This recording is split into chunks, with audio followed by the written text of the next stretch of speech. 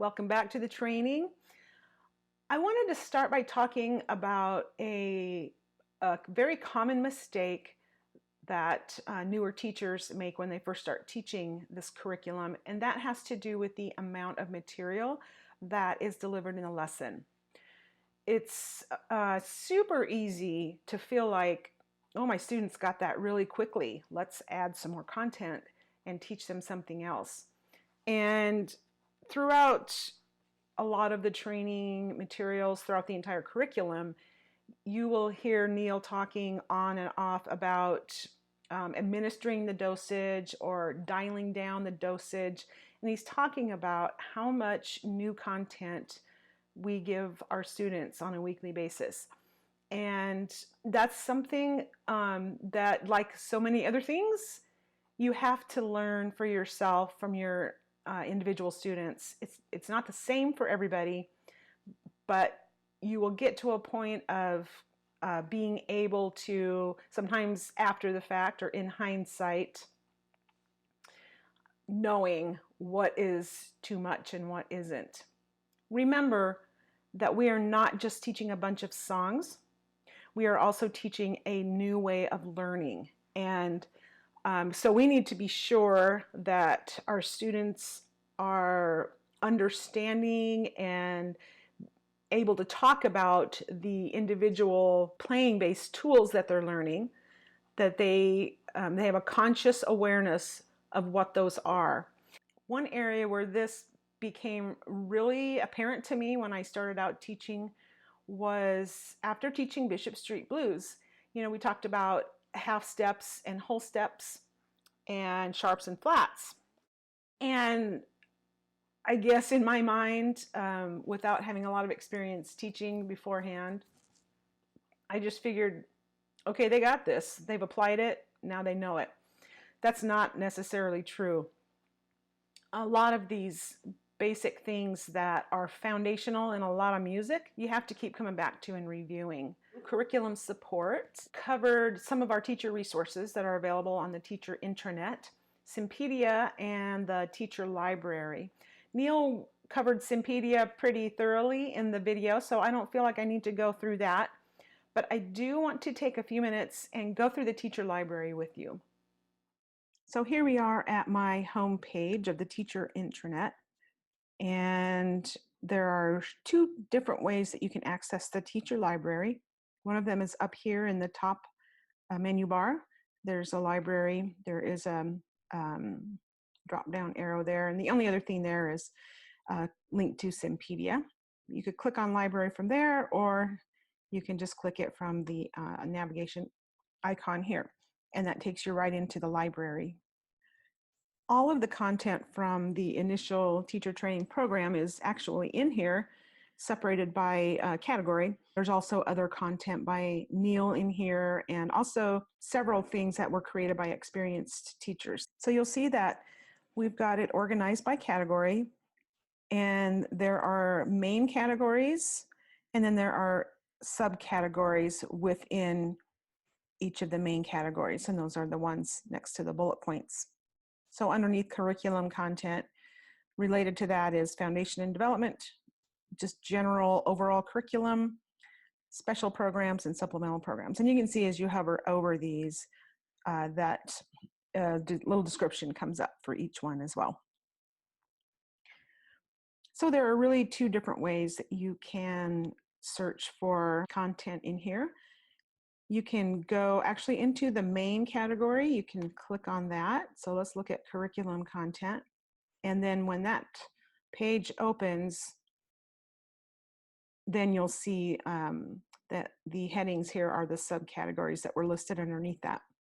So under foundation and development, here's all of the content related to that. And then here's the general curriculum, resources, special programs, and supplemental programs.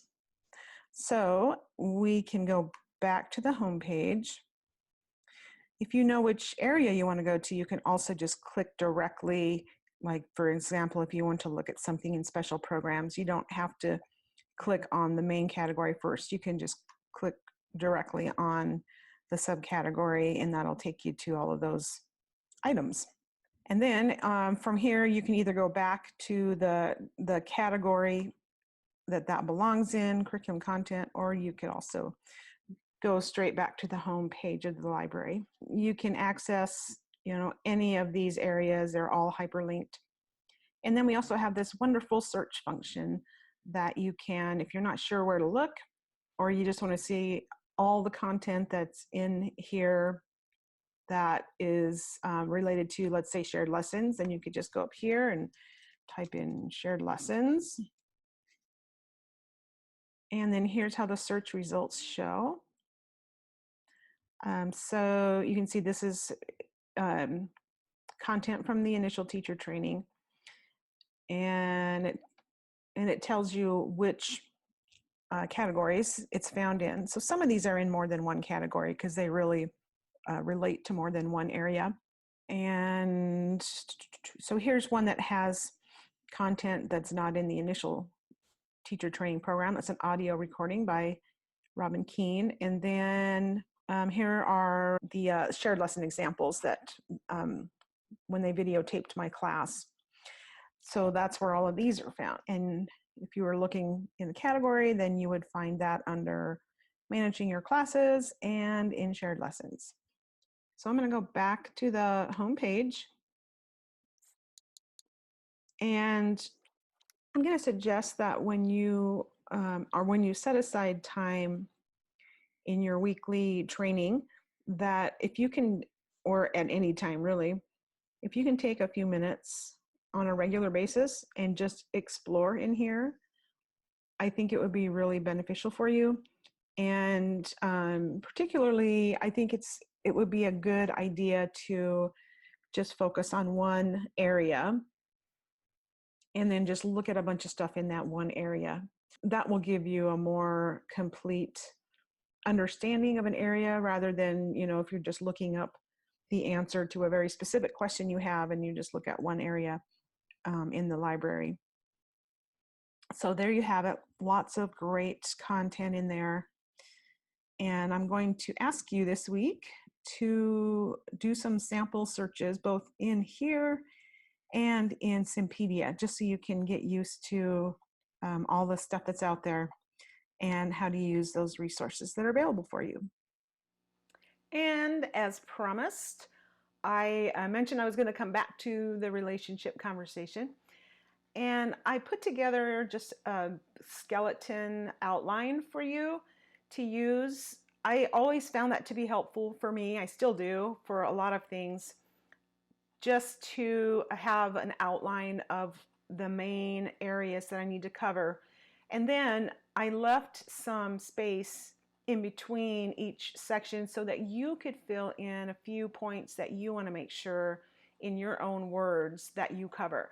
I mean, I would not recommend writing out like a script, but maybe some bullet points and some phrases and main things that you want to make sure that will help you remember the important things to cover in each of those sections. And then you can go through your outline, practice having that conversation, and it'll get easier every single time you do it. So as you're listening to that conversation, I know I mentioned listening to it in the background, like while you're doing other things, but I also want you to get to a point where you can have a few minutes to write in some of those important points.